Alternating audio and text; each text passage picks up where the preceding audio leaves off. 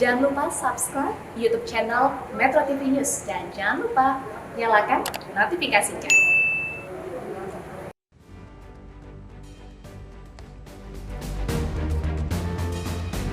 Pemirsa, Deolipa Yumara kini berkoar-koar meminta fee sebesar 15 triliun rupiah kepada Presiden dan pemerintah buntut pencabutan kuasa dirinya sebagai pengacara Barada Eliezer.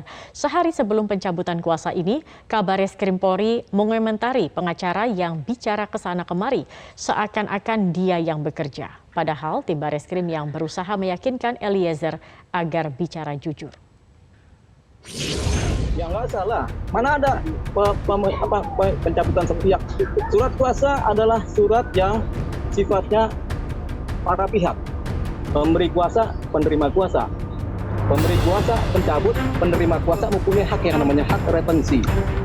Hak retensi itu hak menahan semua keadaan. Baik dokumen-dokumen hukum, baik bukti-bukti, baik cinta, baik perasaan, baik cerita, dan sebelum kita ngasih itu, pengacara baru harusnya tidak boleh menceritakan apapun juga. Karena semua itu masih hak kami. Makanya saya mau gugat. Yang saya gugat pengacaranya, negara, Bareskrim. Kesini.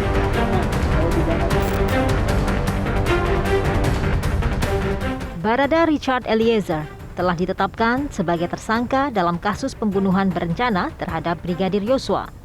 Setelah kuasa hukum Barada Eliezer, Andreas Nahot Silitonga, mengundurkan diri. Kini giliran Barada Eliezer yang mencabut kuasa hukumnya atas sang kuasa hukum, Deolipa Yumara dan Muhammad Burhanuddin. Namun, tindakan Eliezer tersebut dinilai janggal oleh Deolipa Yumara. Kuasa ke saya, Eliezer ini kan di dalam tahanan. Mana ada dia ngerti kejadian di luar-luar itu? Nggak ada, dia di dalam tahanan. Ya kan? Mana bisa dia dalam tahanan bikin ketik-ketikan secara rapih. Anak umur 24 tahun secara karakter, secara kejiwaan, nggak bisa nulis beginian. Ini kan tulisan bahasa hukum. Anak kuliah hukum yang bisa nulis beginian, surat kuasa begini, surat pencabutan begini. Ya dia anggota BRIMOB nulis begini, ya nggak cocok. Sejak menjadi pengacara Eliezer pada 6 Agustus, baik Deolipa dan Burhanuddin memang kerap bicara belak-belakan seputar pemeriksaan Eliezer yang kemudian menjadi fakta baru untuk mengungkap kasus ini.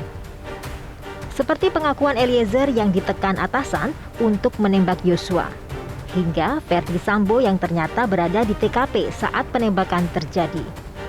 Pernyataan-pernyataan tersebut diungkapkan Deolipa dan Burhanuddin sebelum penyidik mengumumkannya ke publik. Belakangan hal ini dikritik pihak penyidik. Kabareskrim Polri Komjen Pol Agus Andrianto menyebut pengakuan Eliezer tidak semata-mata kerja kuasa hukum, namun ada peran penyidik dalam melakukan pemeriksaan. Pengacara yang baru datang ini tiba-tiba seolah-olah dia yang bekerja, sampaikan informasi kepada publik, kan tidak fair itu. Ya. Kalau dia mengaku tiba-tiba ada yang meminta. Bukan karena pengacara itu dia mengaku. Karena apa yang dilakukan oleh penyidik, apa yang dilakukan oleh tim sus, menyampaikan kepada dia, kasih orang tuanya didatangkan, adalah upaya untuk adalah upaya membuat dia untuk tergugah, bahwa ancaman hukumannya cukup berat, jadi jangan tanggung sendiri, sehingga dia secara sadar membuat pengakuan. Nah, jadi jangan orang tiba-tiba ditunjuk sebagai pengacara untuk mendampingi pemeriksaan, terus dia ngoceh di luar, seolah-olah pekerjaan dia, ini kan nggak fair. Saat ini, Eliezer diketahui telah memiliki kuasa hukum baru, yakni Roni Talapesi. Roni menyebut dirinya ditunjuk secara langsung oleh keluarga Eliezer. Tim Liputan Metro TV.